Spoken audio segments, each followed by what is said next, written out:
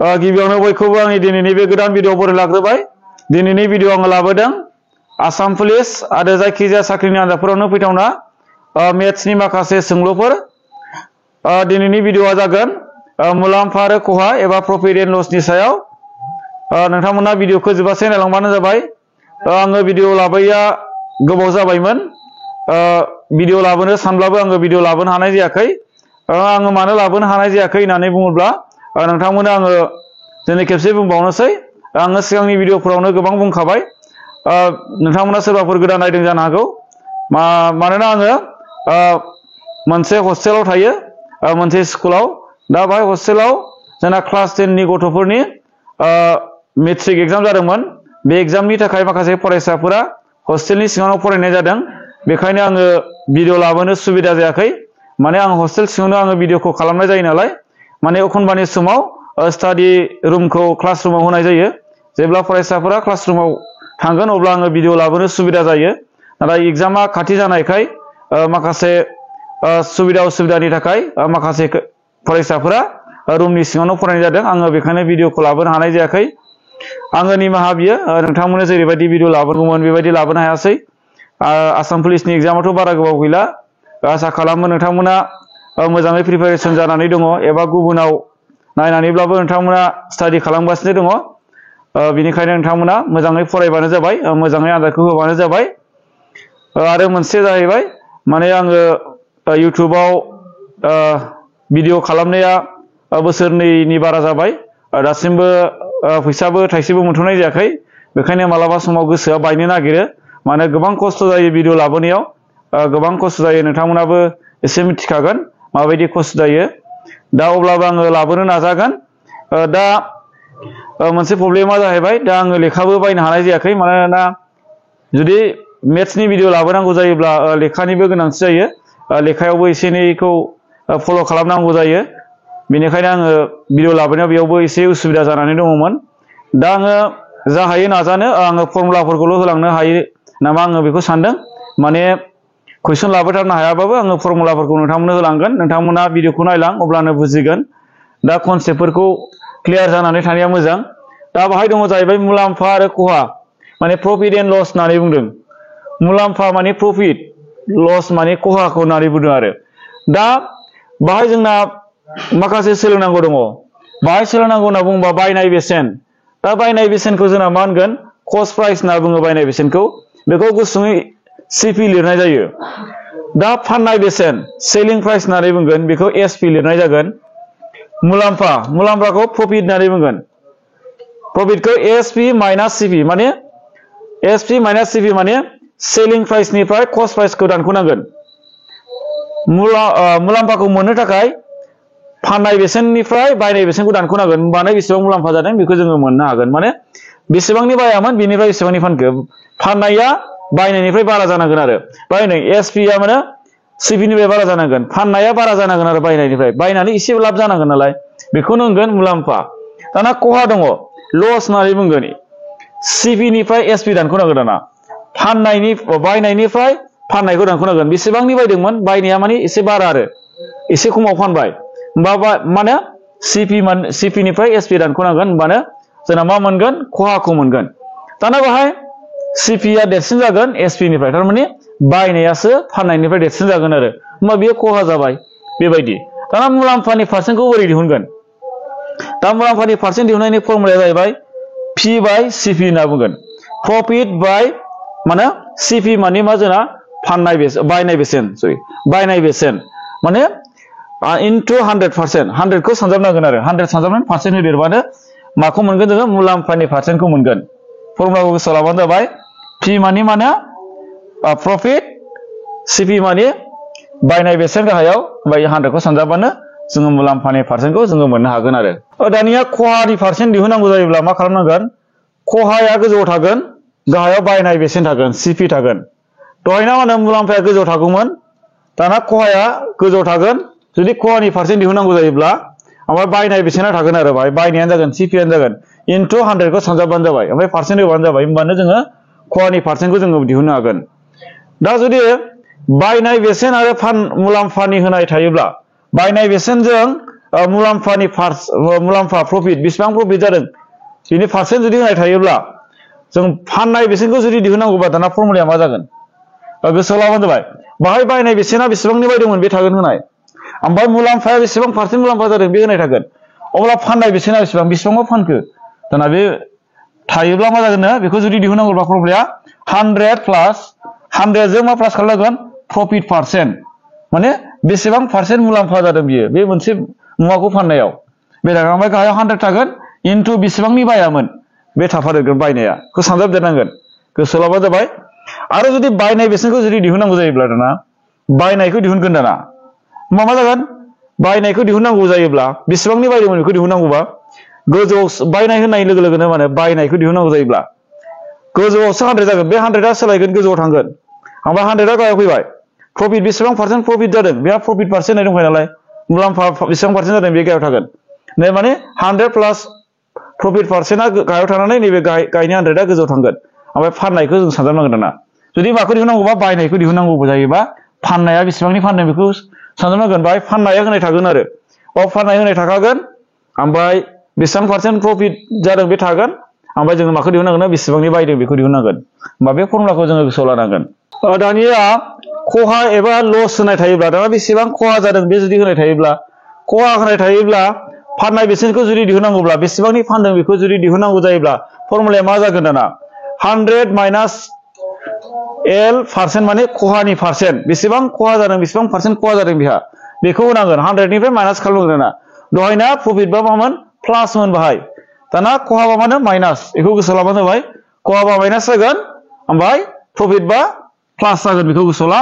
ओमफ्राय गाहायाव 100 थागोन ओमफ्राय बायनाय थागोन बेसेबांनि बायदों बे थागोन जुदि फाननायखौ दिहुननांगौ जायोब्ला बेसेबांनि फानदों बायनानै बेखौ दिहुननांगौ जायोब्ला नैबे फर्मुलाया थागोन आरो दा बायनायखौ जुदि दिहुननांगौ जायोब्ला दाना बायनाया बेसेबांनि बायदों बेखौ जुदि दिहुननांगौ दाना होमबा फाननाया होनाय थाखासिगोनलाय बायनायखौ दिहुननांगौ जायोब्ला जुदि बायनायखौ दिहुननांगौ जायोबा मा जागोन दहायबो बायनायखौ दिहुननाया 100 गोजौआवमोन दाबो एखे सेमानो फर्मुलाखौ गोसोआव ला 100 गाहायाव थांगोन माइनास L पार्सेन्ट थागोन ओमफ्राय माने फाननाय थासिगोन दाना फाननाय बेसेना थासिगोन बेखौ दिहुनबानो बेबायदि फर्मुलाजों दिहुनबानो जोंना बाहाय गावबा गावनि मानखौ होबानो दिहुनबानो जोंना माने नैबे बायनाय बेसेनखौ मोनसिगोन आरो बे फर्मुलाफोरखौ नोट खालामनानै गोसोआव लाबानो जाबाय प्रफिट एन्ड लसनि सायाव बे फर्मुलाफ्रा जोबोद इम्परटेन्ट दा कुइसन नाम्बार 1 आव दङ सासे मानसिया 8,000 आरो 9,000 रांनि मोननै बेसाद बायबाय बेनि उनाव मोननै बेसादखौ गासै 8,500 रां खहायाव फानबाय खहानि जौखोन्दोआ बेसेबां होननानै सोंदों थारमाने सासे मानसि बे मानसिया मोननै मुवा बायदों बे मोननै मुवाखौ मानि बायदोंनो बियो 8,000 नि मोनसे 9,000 नि मोनसे मोननैजों बेसेबां जागोन दाना जोङो प्लास खालामबानो मोनसिगोन दाना बिनि उनावहाय मोननै बेसाद बायनायनि उनावहाय बिनि उनाव मोननै बेसादखौ गासै 8,500 रां खहायाव फानबाय बियो माने लस जाबाय बेना बेसेबांनो 8,500 मोननैजों 8,500 राङा लस जाबाय होमबा दाना खहानि जौखोन्दोखौ दिहुननांगौ बेसेबां पार्सेन्ट लस जाखो बेहा बेखौ दिहुननांगौ होमबा जोंना फर्मुलाया मामोन आङो दहाय होखादों फर्मुलाया जाहैबाय जोंना मा दिहुननांगौ खहानि पार्सेन्टखौ दिहुननांगौ अब्ला मा जागोन गोजौआव बेसेबां खहा जादों बे थागोन खहाया थागोन गोजौआव गाहायाव मा जागोन बियो मा थागोन बायनाय थागोन बायनाया गाहायाव थासिगोन दा गाहायाव बायनाय थाबाय सानजाब 100 सानजाब देरनोसिगोन ओमफ्राय पार्सेन्ट होबानो जाबाय दाना खहाया बेसेबां जादों होनदों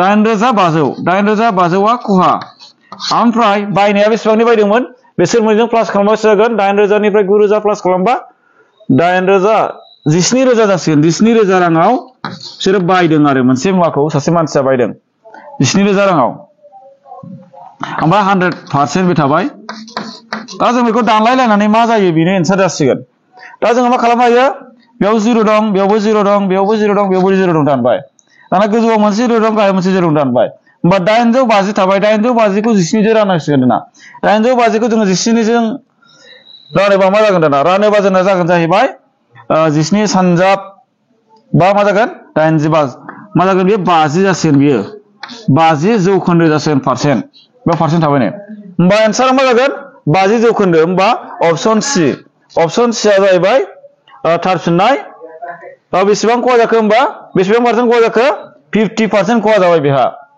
अब्ला जोङो बेबायदि दिहुनबा जाबाय जुदि खहानि पार्सेन्टखौ जुदि दिहुननांगौ जायोबा नैबे फर्मुलाखौ बाहायबानो जाबाय दा कुइसन नम्बर 2 दङ सासे मानसिया गंसे मबाइलखौ 560 राङाव बायदोंमोन उनाव बियो 10% एबा 10% खहायाव फानोब्ला बेसेबां राङाव फानखो होननानै सोंदों माने गंसे मबाइलखौ सासे मानसिया 560 राङाव बायदों बायनाय बेसेन जाहैबाय बियो ओमफ्राय उनावहाय बियो खहा खालामनानै फानदों बियो माने लसआव फानदों 10% लस जादों बिहा बे मबाइलखौ बायनानै फानफिननाया 10% लस जादों अब्ला बियो बेसेबां राङाव फानखो बे मबाइलखौ बेखौ होनदों मा बिनि एन्सारा बोरै जागोन जोंना मा दिहुननांगौनो मा दिहुननांगौ फाननाय बेसेनखौ दिहुननांगौ फाननाय बेसेनखौ होमबा फाननायखौ जुदि दिहुननांगौबा फर्मुलाया मा जोंना बाहाय मा होनाय दङ बायनाय बेसेन होनाय दङ ओमफ्राय मा होनाय दङ जोंना खहाया बेसेबां पारसेन्ट जादों बे होनाय दं खहा होनाय लोगो लोगो जोंना 100 निफ्राय मा माइनास खालामनांगौनो L% माइनास खालामो खहानि पारसेन्टखौ दानख'नांगौ ओमफ्राय गाहायाव मा थाबावगोन 100 थाबावगोन ओमफ्राय सानजाबनांगौ माजों सानजाबनांगौ बायनायजों सानजाबनांगौ बेसेबांनि बायदोंमोन बायनायखौ जोंना मा CP होनना बुंगोन कस्ट प्राइस माने बायनाय बेसेनखौ जोङो सानजाबनांगौ दा ओरैबायदि जासिगोन दाना 100 माइनास दाना खहाया बेसेबां पारसेन्ट 10% खहा जादों बेहा ओमफ्राय गाहायाव मा थाबाय 100 थाबाय ओमफ्राय बाहाय मा थागोन बायनाया बेसेबां बायदों 560 रांनि बायदों 560 रांनि होमबा बेसेबांनि फानखो दाना फाननायखौ दिहुननांगौ होमबा जोङो मा खालामगोन बेखौ दानख'योबा 90 जाहैबाय 90 by 100 ओमफ्राय इनटु 560 दाना दानलायलायनानै मा जागोन दाना बाहाय 0 दं बाहायबो 0 दं बाहाय 0 दं बाहायबो 0 दं 0 खौ जोङो दानलायलायबाय माने गोजौनि गाहायनि जोङो रानलायलायबाय आरो दा रानलायबा जोंना मा थाबाय 9 थाबाय 56 थाबाय 9 जों 56 जों सानजाबनानै मा जायो बेनि एन्सार जासिगोन 56 जों 9 जों इनटु खालामनानै मा मोनो बेनि एन्सार होमबा 9 सानजाबदो जोंना मा जायो 54 जायो 4 होबाय 5 थाबाय 9 सानजाबा 45 जायो 45 ओमफ्राय बेजों 50 जाहैबाय होमबा मा जाखो एन्सारा 504 राङाव फानफिनबाय बियो होमबा एन्सारा अपसनफोरनि गेजेराव अपसन ए आ जाहैबाय थारफिननाय दा कुइसन नम्बर 3 दङ जुदि सासे मानसिया 5 राङाव मोनद' मुवा बायनानै 6 राङाव मोनबा मुवा फानो बिनि मुलाम्फानि जौखोन्दोआ बेसेबां होननानै सोंदों सासे मानसि बे मानसिया 5 राङाव मोनद' मुवा 6था मुवायाव 5 रांनि बायदों बियो दाना मोनबा मुवायावहाय 6 रांनि बायदों दाना फानफिनबाय बियो दाना बिनि मुलाम्फानि जौखोन्दोआ बेसेबां जौखोन्दो बेहा लाब जाखो बेसेबां जौखोन्दो बेहा प्रफिट जाखो बेखौ सोंदों होमबा ओरैबायदि जागोन बायनाया जोंना मा जागोन बायनाया मा जागोन मा बायदों बियो मोनद' मुवाखौ 5 रांनि बायदों बियो 5 रांनि 5/6 बेबायदि जागोन बियो बायनाया दाना फाननाया माबायदि जागोन दाना फाननाया माबायदि जागोन फाननाया 6 राङाव मोनबा मुवाखौ बेसेबांनि बायदों बियो 6 रांनि बायदों बेखायनो गोजौआव 6 जागोन गाहायाव 5 जागोन बेबायदि गोसोआव लाबानो जाबाय बायनाया 5/6 जागोन मानोना 6था मुवायाव 5 रांनि बायबाय फाननाया मानो मोनबा मुवायाव 6 रांनि फानबाय बेबायदि जादों दाना बिनि मुलाम्फानि जौखोन्दोआ बेसेबां बेहा मुलाम्फा जादों अब्ला बेसेबां जौखोन्दो मुलाम्फा जाखो दाना नायनो होमबा जोंनो मुलाम्फानि जौखोन्दो दिहुननायनि सिगां जोंनो मुलाम्फाखौ नांग्रोगोन बेसेबां मुलाम्फा जाखो बिलाय बे मुलाम्फाखौ जों माबोरै मोनगोन बेखौ बिजों दानख'नांगोन माने मुलाम्फाखौ मोननो थाखाय जों मा खालामनांगोन फाननायनिफ्राय बायनायखौ दानख'नांगोन अब्लासो मुलाम्फाखौ मोनगोन दाना फाननाया 6/5 बेनिफ्राय बायनाया 5/6 दाना दानख'योबा मा जागोन दाना जों बेखौथ' दानख'लाबायनो हाला जों मा खालामनांगोन दुसासा लानांगौ एबा एलसिएम होननानै लानांगौ जोङो होमबा एलसिएमा मा जागोन जोंना 5 आरो 6 सानजाबा 30 जागोन बेना एलसिएमा मानोना दुसासा लानाया जोंना बे रोदा अनजिमा थादेरोबा बेजों सानजाबनांगौल' 5 सानजाबथ' 30 जाबाय बेनो दुसासा जाहैबाय दाना दुसासा लाखांनायनि उनावहाय मा खालामनांगौ बे दुसासाखौ बे गाहायनिजों राननानै गोजौनिजों सानजाबनांगौ माने 30खौ जोङो 5 जों राननानै 5 जों रानोबा जोंना मा जागोन 6 मोनगोन दाना 6 सानजाब 6 जागोन 36 जासिगोन बेयो 36 दाना उनावहाय 30खौ जोंना मा रानदोलाय 6 जों रानदोलाय 6 जों रानबा मा मोनगोन 5 मोनगोन 5 सानजाबा 25 जासिगोन बेयो 25 होमबा दानख'योबा मा जागोन गाहायाव 30 थाहैबाय दानख'योबा मा जागोन 6 निफ्राय 5 थांबा 1 3 निफ्राय 2 थांबा 1 मा जागोन बेयो 11/30 जाहैबाय बेयो बे जाहैबाय मामोन बियो जोंना मुलाम्फामोन बियो बे जाहैबाय माने मुलाम्फा बे जाहैबाय मुलाम्फाया 11/30 जाहैबाय दाना माखौ सोंदों मुलाम्फानि जौखोन्दोखौसो सोंदों जौखोन्दोखौ दिहुननांगौ दाना जौखोन्दोखौ जुदि दिहुननांगौ जायोब्ला